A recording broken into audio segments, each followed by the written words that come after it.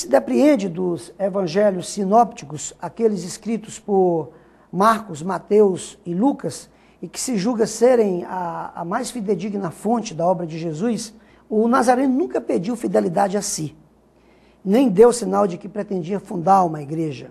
Deixou claro que para Deus não havia eleitos, a salvação poderia acontecer a todos. Mais do que fundar uma religião, o intento não parecia ser o de formar uma comunidade em moldes inéditos. Sim, é uma pergunta que tem sua parte de verdade, mas que poderia também ser contestada. Mas tem verdade aí. Quando, por exemplo, se fala que para Jesus o importante, acima de tudo, não era a igreja, era o reino de Deus. Aliás, gostaria de confirmar, se eu encontrar, vamos ver Marcos, confirmar isto. Fala muito o Evangelho de Jesus, fala muito sobre o reino de Deus.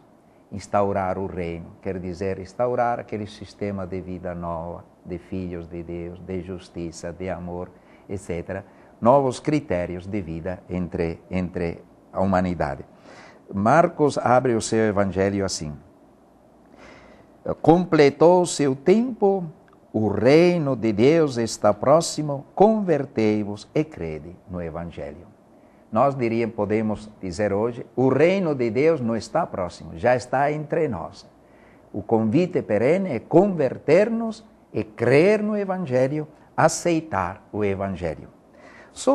Então, diríamos que o importante para Jesus, as parábolas do reino, é pregar o reino de Deus. Para que esta pregação do evangelho fossem feitas, tivesse apóstolos, mensageiros, evangelistas, Jesus instituiu a igreja. E claro, é obra dele. Inclusive, esta igreja que Jesus instituiu, fundada também sobre Simão, que ele chamou Pedro, chefe visível, e igreja que nasceu, foi manifestada no dia de Pentecostes, enviada para o mundo. Esta é a igreja que Jesus instituiu. Ele tem umas palavras bonitas. Mateus 16, que é exatamente um dos sinóticos, que diz assim: tinha perguntado aos discípulos o que achavam dele, e ninguém sabia dizer direito quem era Jesus. Só Pedro, iluminado pelo Espírito, tinha dito: tu és o Cristo, o Filho de Deus.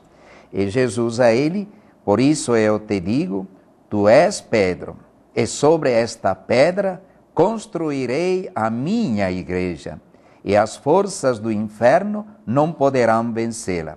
Eu te darei as chaves do reino dos céus. Tudo que ligares na terra será ligado nos céus, e tudo que desligares na terra será desligado nos céus. Quer dizer que Jesus instituiu, sim, uma igreja, para que continuasse a missão que ele tinha começado. Você falou 1 ano, eu diria 3 anos da vida pública de Jesus pregando. E depois a coisa começou a engatinhar sozinha, com a assistência do Espírito Santo. E se espalhou pelo mundo inteiro. E a igreja, então, se torna o sacramento de Jesus, aquele sinal que nos mostra Jesus, tudo que nos faz conhecer tudo o que ele falou e nos dá os benefícios de salvação que Jesus, morrendo e ressuscitando na cruz, mereceu para nós. Bem que, porém, nós poderíamos fazer a mesma pergunta, por exemplo, para os muçulmanos. O Maomé o que era? Era mais longe ainda, mais fora da sociedade. E, no entanto, a doutrina dele, hoje, é a segunda religião do mundo. E com que garra, diríamos, com que fanatismo às vezes, que dá medo às vezes. Porque o fanatismo religioso, dizia um escritor, poderia ser uma das causas do fim da humanidade. Pensar de dar glória a Deus matando, massacrando, não é por aí. Não é por aí. Hoje é fácil enxergar a beleza na mensagem de Jesus, mesmo que não se concorde com a sua origem sagrada. Mas naquele tempo, 30 anos depois de Cristo, essa beleza não tinha algo de subversivo. Afinal, o Império Romano não agradava que alguém andasse seu território dizendo que o reino de Deus era único e verdadeiro. Aqui tocou no ponto que fez desencadear as perseguições e no ponto que, afinal, fez saltar no ar o Império Romano com seus critérios, porque naquela época o imperador atribuía a si direitos divinos, honrarias divinas, precisava adorar o imperador. Então, um outro rei que entrava aí no meio, que se arrogava direitos, tudo isto minava praticamente as bases do império, sem falar daqueles outros critérios que levavam necessariamente à abolição da escravidão, todas estas coisas. Então, isto preocupou as autoridades do império, que arrumaram pretextos para perseguir os cristãos. E foram 3 séculos tremendos de perseguições. Mas a ideia, dizia um escritor, o sangue dos mártires era sementeira que gerava novos cristãos, atraídos pelo testemunho de coragem, de força, de amor, mesmo daqueles que eram executados, muitos aderiam a Jesus e a sua doutrina. Portanto, realmente foi uma doutrina subversiva naquela época, na sua simplicidade, sem querer fazer revolução, porque Jesus raras vezes se posicionou contra autoridades, etc. Mas nos deu, por exemplo, também aquele critério, além do amor, etc. Eu não vim para ser servido, mas para servir toda a autoridade como serviço, e não como um ser servido, como arbitrariedade, absolutismo, etc.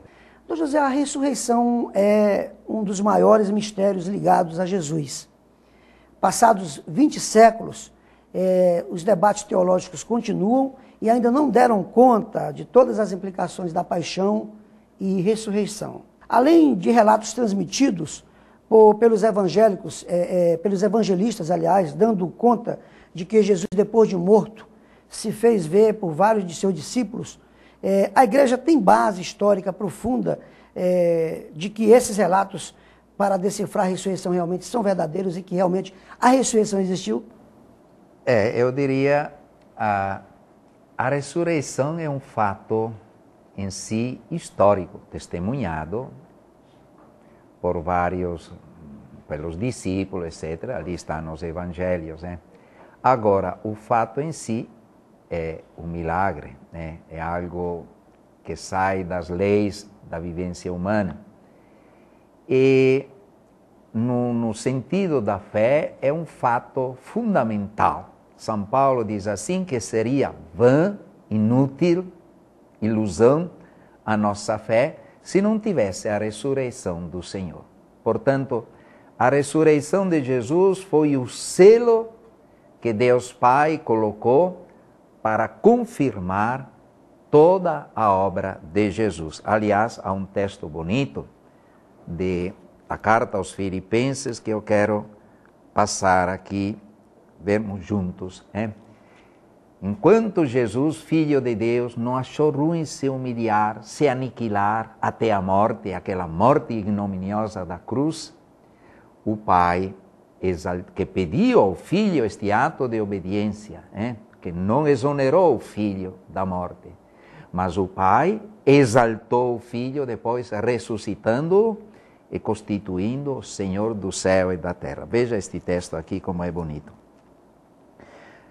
Haja entre vós, de Filipenses capítulo 2, versículo 5 em diante. Haja entre vós o mesmo sentir e pensar que no Cristo Jesus.